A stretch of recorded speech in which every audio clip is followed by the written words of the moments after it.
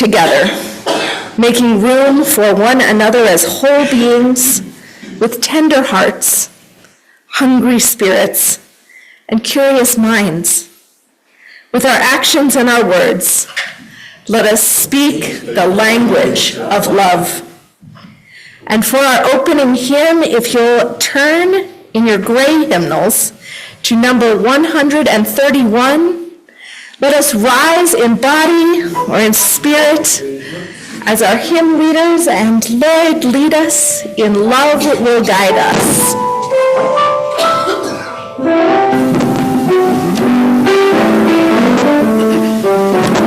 Stand here.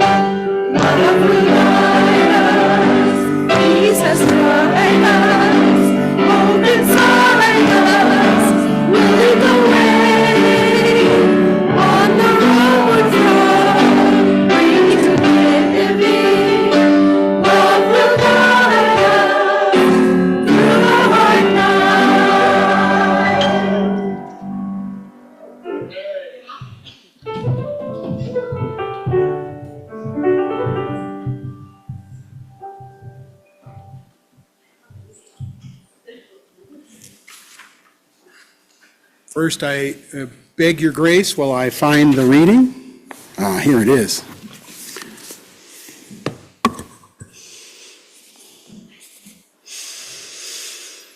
At times our own light goes out and is rekindled by the spark from another person.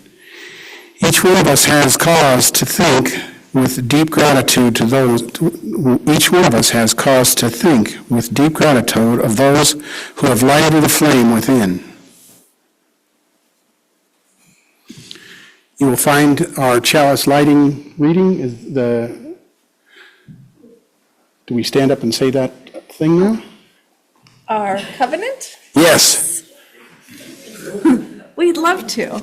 And if the young or the young at heart would like to join us on the chancel at this time, you are, as always, invited to join us in the leadership of speaking our covenant in unison before our time for all ages. For those who have their orders of service with them, on the inside cover of your order of worship, you'll find the words, and we begin. Love is the spirit of this church, and service its cause. This is our covenant, to dwell together in peace, to speak truth, and to help others. Hello. And before we sit down, I'm wondering if somebody could grab Jenkins, our Jet Pig. We're going to be talking about Jenkins today. So we're all ready to have a seat on the chancel as we talk a little bit about Jenkins J. Piglet. Now, Jenkins is a jet pig. He has a backpack, and sometimes that backpack turns into a jetpack and helps him fly around. Do you know what his jetpack is powered by? Love. It is! Yeah, heard that from both sides of me. Jenkins is powered by love.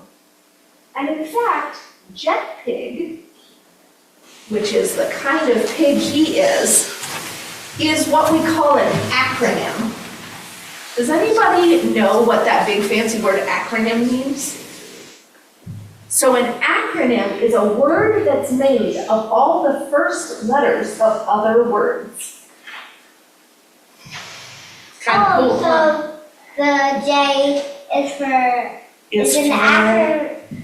Yeah, so the J is for justice. The E is for equity. And the T is for transformation.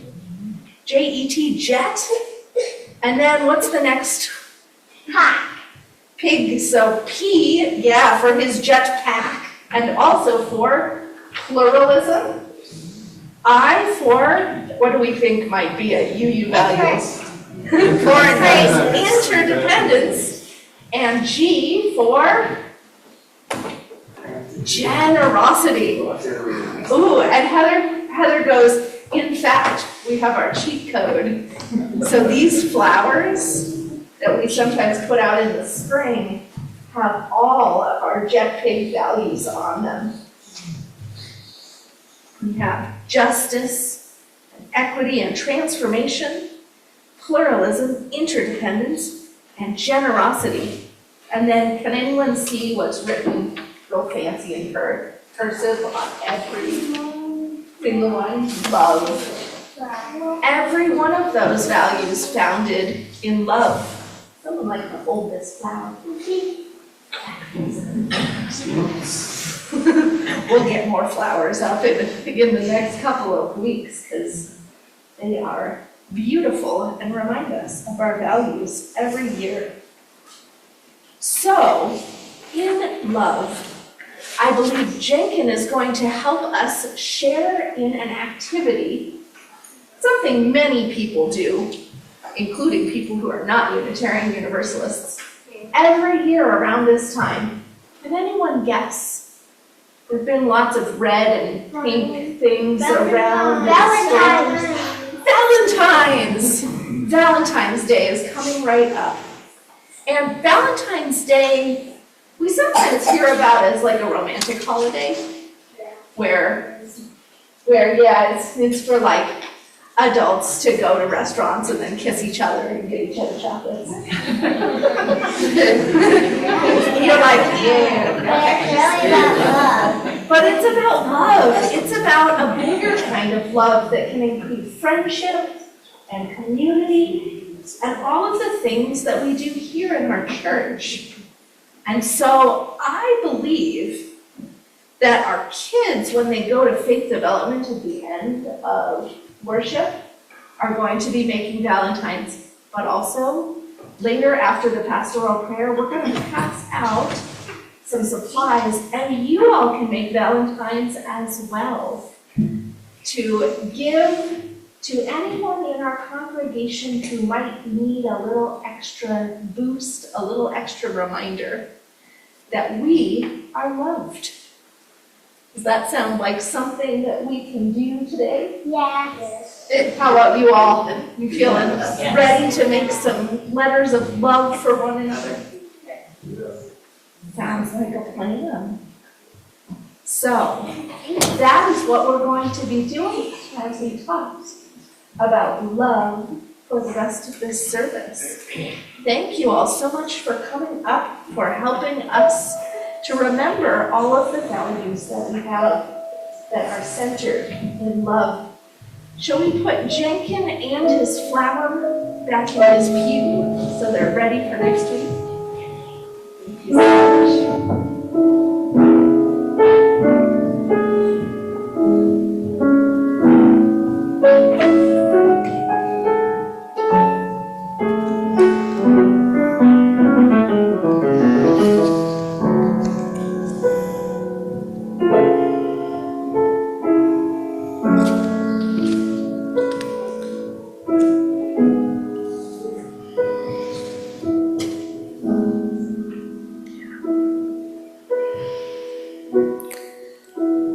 And so, this is the time where we join together in meditation or prayer, where we uplift one another and remember how we are bound together in community. Spirit of life, Spirit of love, we gather with one another to be a support and a comfort in hard times, to celebrate with one another what is joyful and happy, to dwell together in the wonder and mystery of this magnificent and ever-changing life. Today, we offer our prayers for what is good as well as for what is hard. We offer our blessings to all of those who have been in the legislature working to uphold values of love, values of justice, to uplift the humanity of all people and protect our natural world. We remember that this is one of many ways living out our democratic principles, being involved in our processes, that we connect to the wider world, that we offer our gifts. May you know, each and every one of you, that you are loved by this community, that you are supported in your efforts. Our prayers reach out as well to those healing from illness, to those returning after absence. We offer joy and gratitude. Jed is fully recovered from his surgery, feeling back to normal. Yay! And that our AV tech, Chris Allen, is having we hope, a happy birthday this week. We sang last week, we won't make you do it twice. But we are glad you are here. We offer prayers for a congregant who has developed a blood clot in their leg. We hope that this passes safely and well. We are so grateful that Elaine Hayes continues to improve and is returning to a modified work schedule at the library that she loves this week.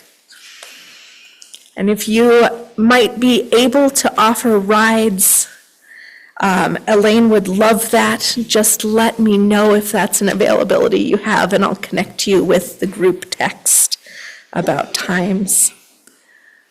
As a precaution, she's going to take a little bit of time off from driving.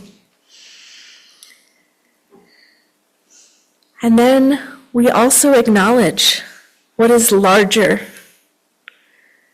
our global communities, which include the natural world, the changing, ever-blowing winds, the changing flux of warmth and cold as we move towards spring, which is not yet here, but creeping in around the edges.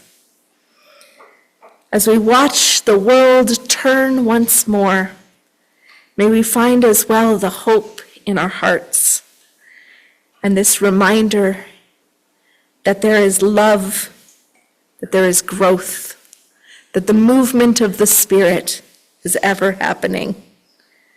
So may we hold room in our hearts for the joys as yet unshared and the sorrows too tender to speak aloud.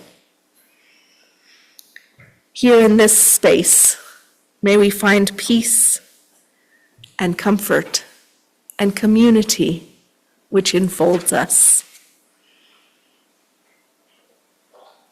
Amen, and blessed be. Today, we offer an additional prayer, a prayer for courage, which comes from Maureen Killoran. We pray this day for the courage to be humble in the face of inequity and pain, To know that the power has been given to me to make a difference. though not to end all suffering, not to save all the whales that populate our days. I pray for the courage of endurance to keep acting in the midst of despair, To keep trying in the aftermath of failure, to keep hoping in the emptiness that follows loss or change. may courage give me patience. And may I ever know love's healing presence at the heart and center of my days. So may it be. And with that, I invite you to look in your order of worship. We have a short response, a musical response, which is a repeated refrain. This comes from Leah Morris, one of our UU musicians.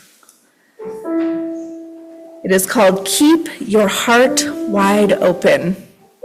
It is in the announcements section of the. All right, so if you turn your insert over to the announcements side, you'll see keep your heart wide open, though the waves want to push you around. Keep your heart wide open till your faith brings you back, till our faith brings us back to solid ground. Are we ready to try that? We'll go around a few times and you can join in as you're ready. Keep your heart wide open, though the waves want to push you around. We're gonna keep our hearts wide open till our faith brings us back to solid ground. I'm gonna keep my heart wide open, though the waves wanna push me around. We're gonna keep our hearts wide open till our faith brings us back to solid ground. We're gonna keep our hearts wide open, though the waves wanna push us around. Gonna keep our hearts wide open till the faith brings us back to solid ground. One more time. Gonna keep our hearts wide open, though the waves wanna push us around. We're gonna keep our hearts wide open till our faith brings us back to solid ground.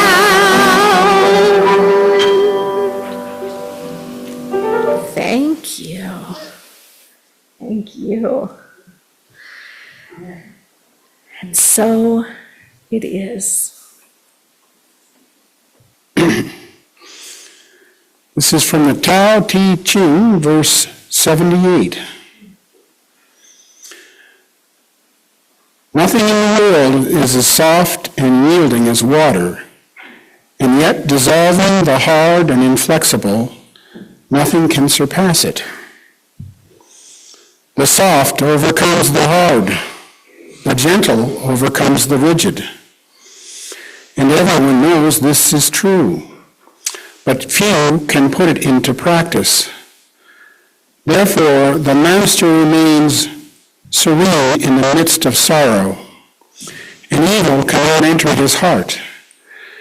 Because he has given up helping, he is people's greatest help. True words seem paradoxical.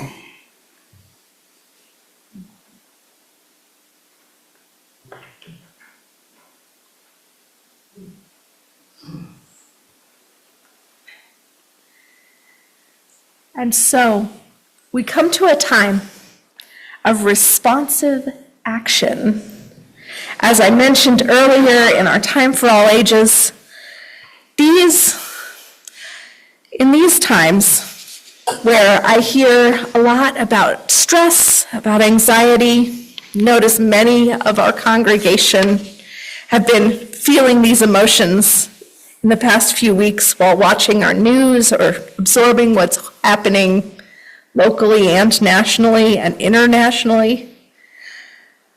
I also noticed a Facebook reading, a reminder that love is greater. And so we are going to take a few minutes to begin passing out some items if you would like something to do with your hands that is helpful, that is soothing, to make a little bit more love in the world for one another. The Facebook message said, "You've got to love Jews more than you hate Nazis. You've got to love trans folks more than you hate TERFs. You've got to love your unhoused neighbors more than you hate the billionaires. You've got to love immigrants more than you hate ICE. You've got to love queer kids more than you hate Christian fundamentalists. You've got to love fat people more than you hate the diet industry. You've got to love disabled people more than you hate the insurance companies. You've got to love your fellow humans more than you hate the worst that humanity has to offer. You don't have to like every person you're fighting for. You sure don't have to give up your righteous anger. But hate is ultimately corrosive. You've gotta love.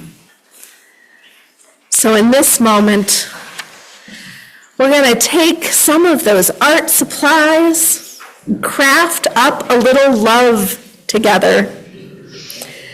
You can keep on crafting through our meditative music. You can keep on crafting through our sermon. Take a couple sheets of paper, a glue stick, some scissors, a couple markers. In these next minutes, even as you listen, even as you learn, let us also create love. All of these cards we'll gather up and make available at the back of the sanctuary at the close of worship and in coffee hour. I invite you to take one home that you did not make as a reminder that you too are a part of this love, a receiver as well as a giver of love in the world. Whatever you would like to write, to draw, to remind one another of our values as Unitarian Universalists, of that greater love that flows through us, that is beyond us, that is around us in this world. If you finish one quickly, go ahead and make another card. There's no such thing as too much love.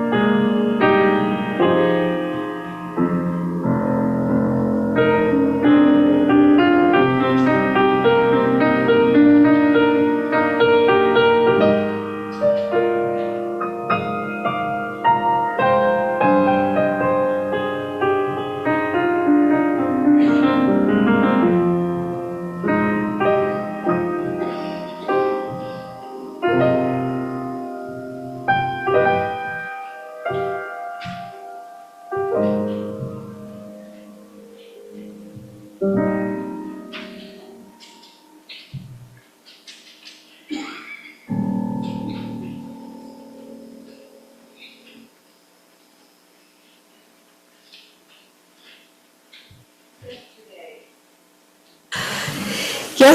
I was at a coalition meeting.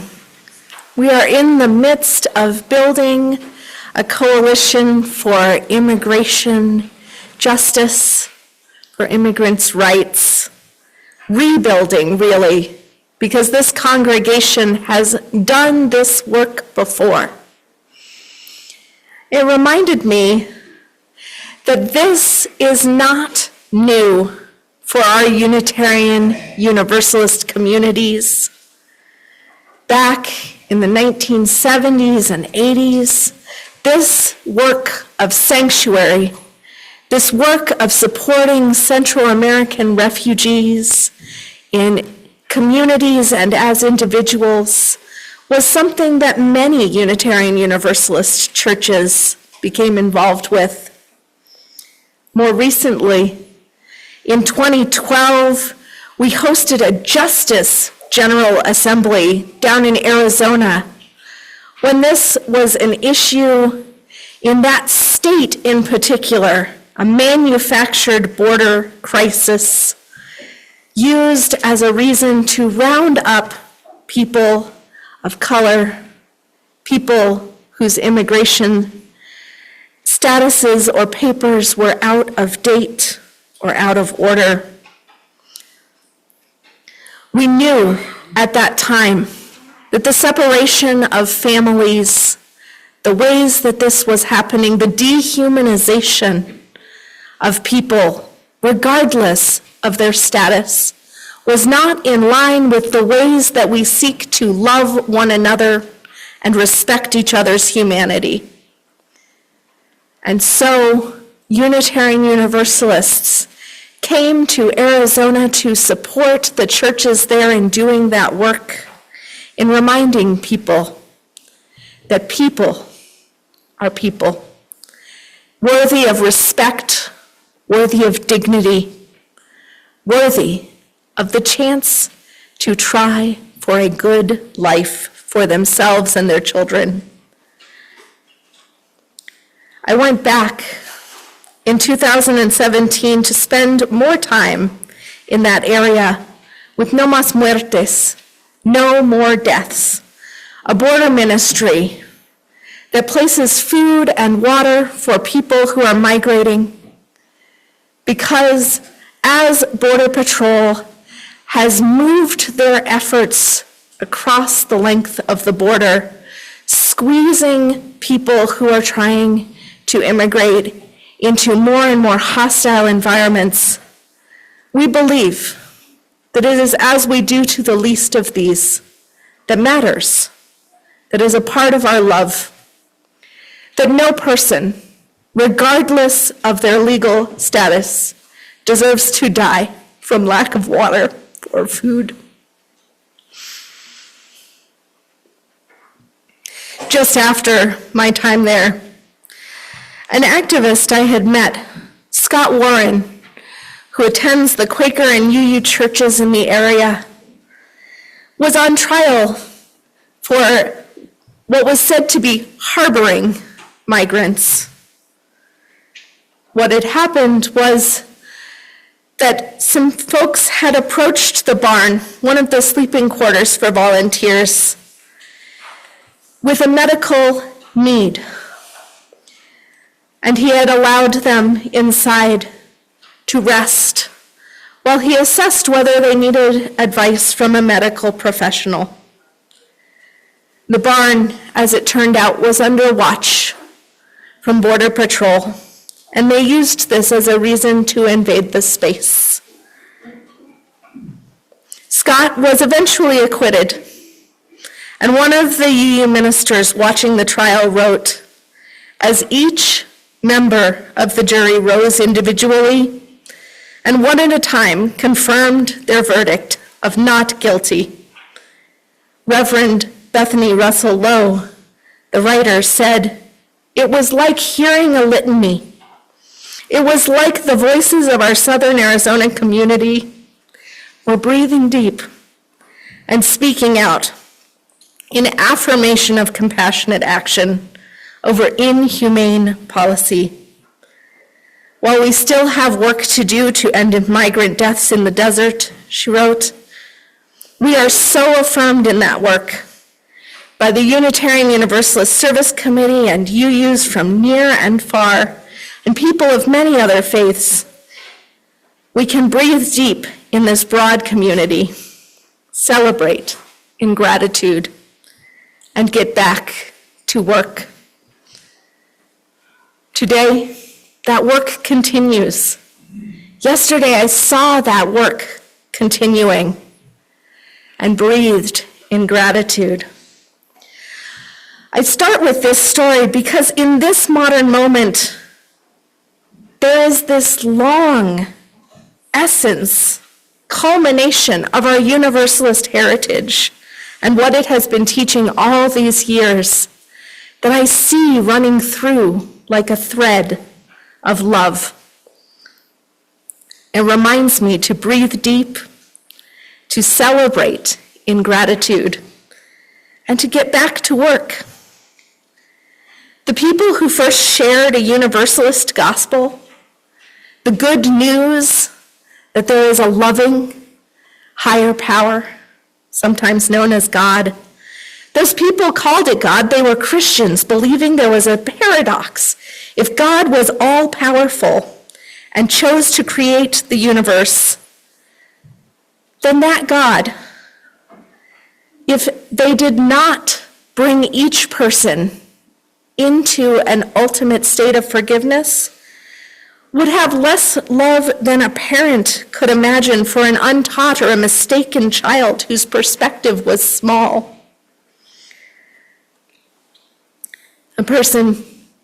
A small child does naughty things out of ignorance. They make mistakes. They can be petty. But in infinite wisdom and knowledge, God's love, too, must be infinite. These writers began to write as early as the 4th century after Jesus' life and death. These seekers continued.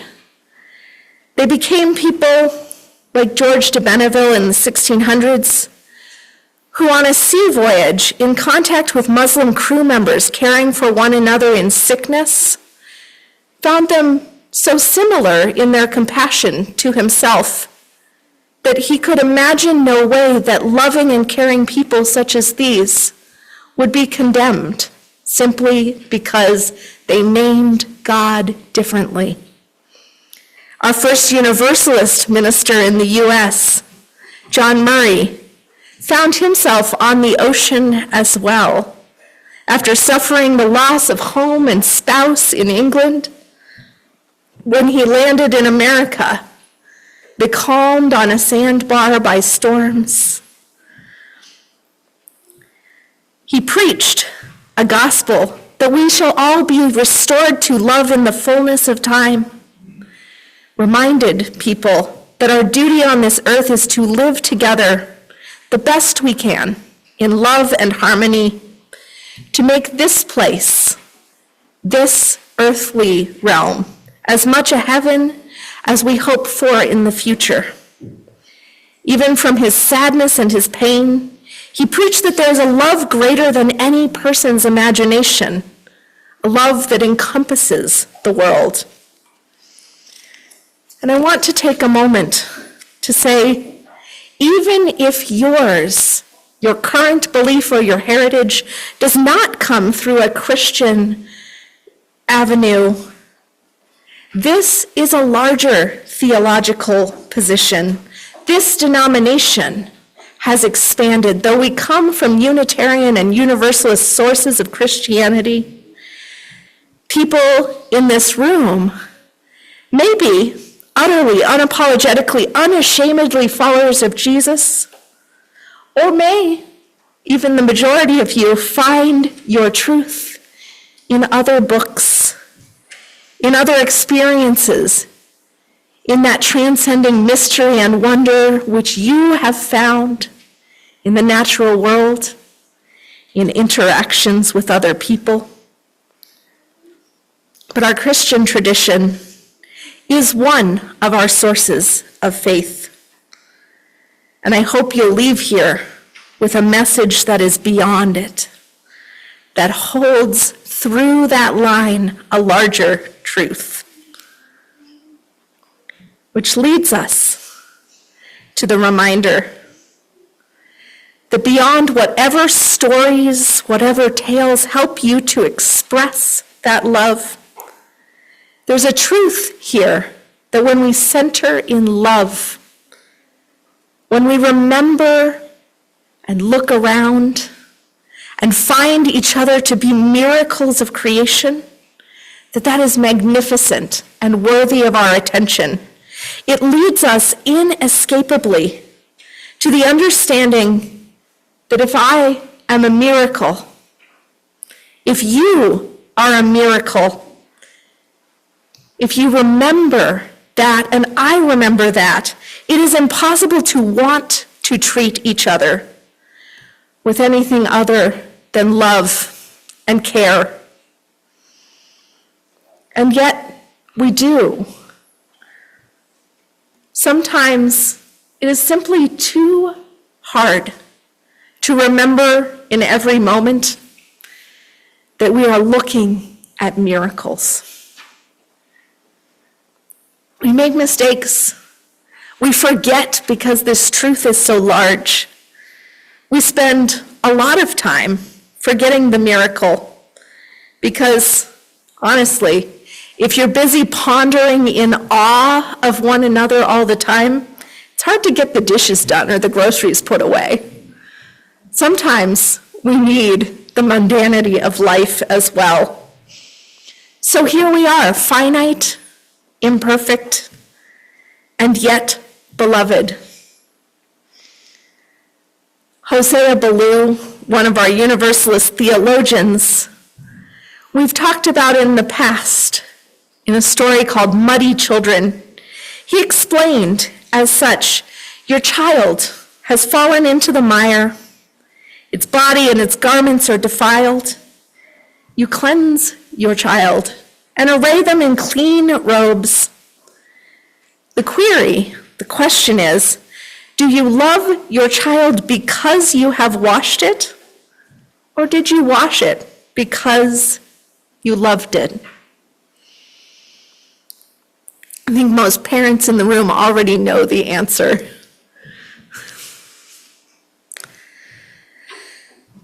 What universalism offers to us is a sense of love that is expansive, that is enough to hold every person and everything. The idea that there is a universe founded in love for the purpose of spreading love. It means, in Arizona at least, we are known as the love people. That when people see Unitarian Universalists showing up, often in mustard yellow shirts, I don't know if any of you got those shirts back in the day when they were popular, that they go, those are the love people.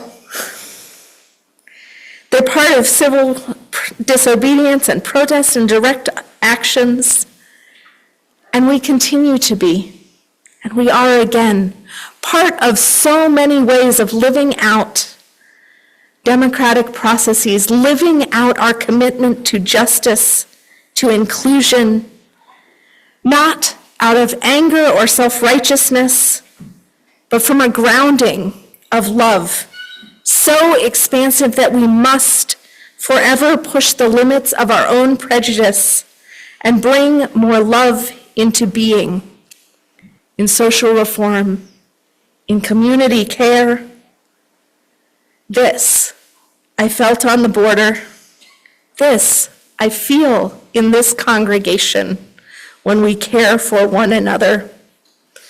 And this reminds me, as always, when there is trouble in the world, to know that the next step is that same litany: to breathe deep, to celebrate in gratitude, and get back to work.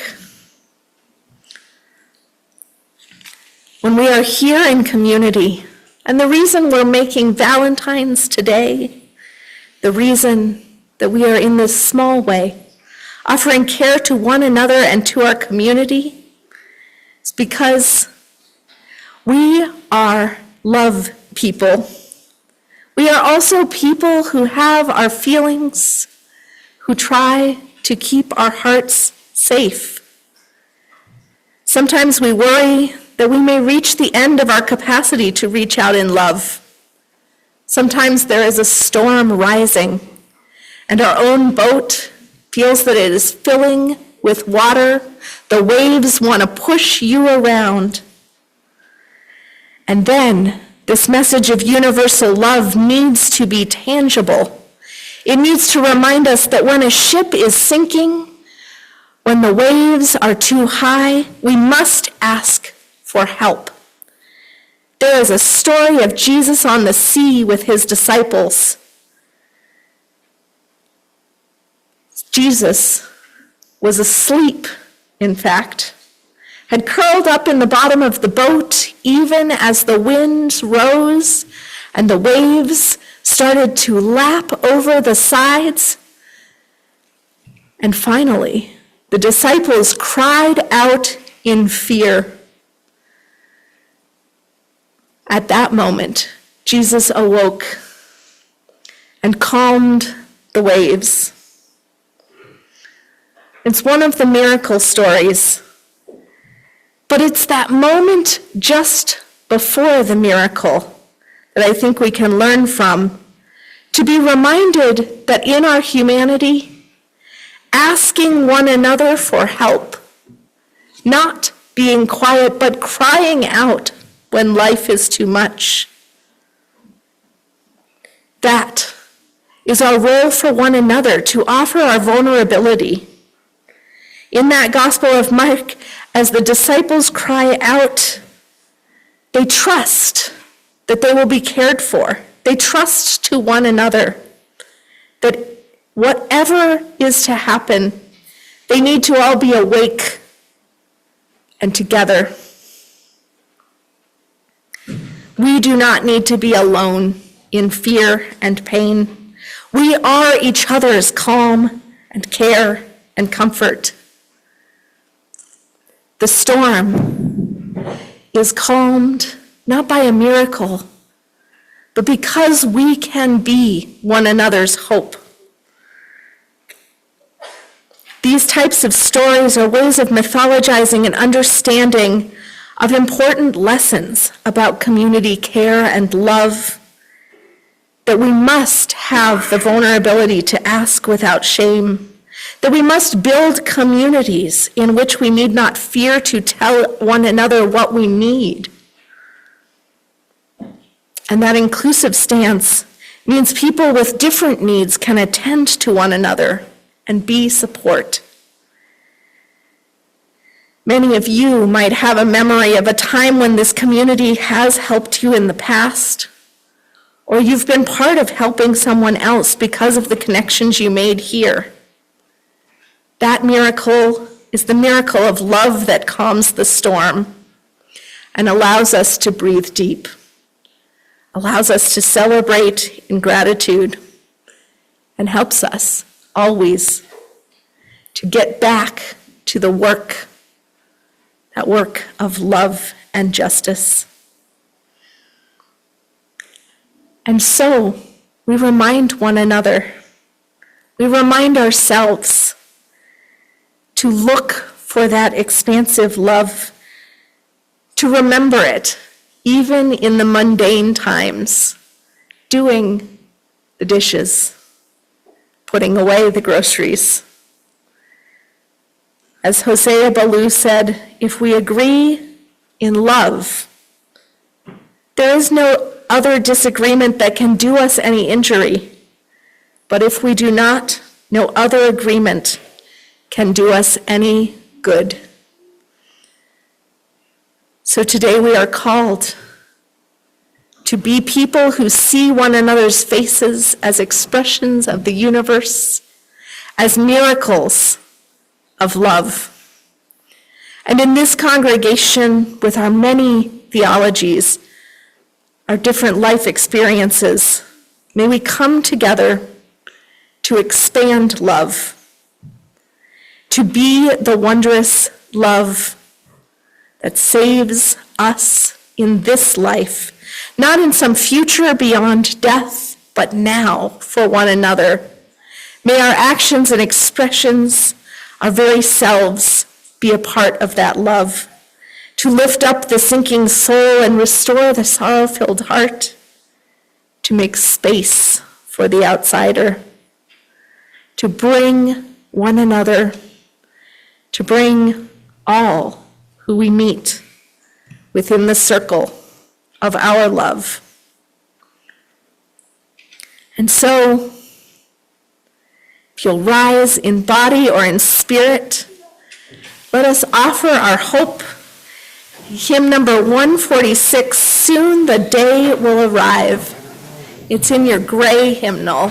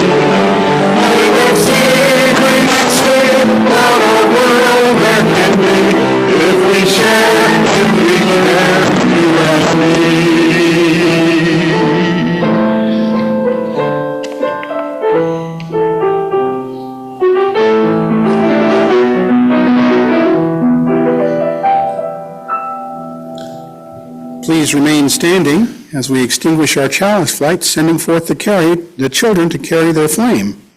Do we have a child ready to carry our flame? All right. Fabulous. Yay. Thank you so much. So you get this one. And now, let us Extinguish this flame, but not the light of truth, the warmth of companionity, of power, of humanity. These will carry in our hearts until we are together again. And let us sing our children out to their classes. Children, remember as we go the lessons we have learned together, to seek the light of truth, to tell the fire of caring, always returning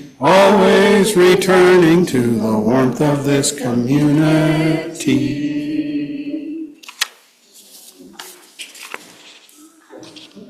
And so it is. May we go forth centered and held in that great well of love which holds all things. Let us share from our values and move through all that is, all the turbulence of life, all the waves that want to push you around. May they be calmed by the power of love that holds us beyond all. Blessed be. And if you have Valentines that you are done creating, if you can make sure that those go to someone as a reminder of our shared love. We appreciate you all.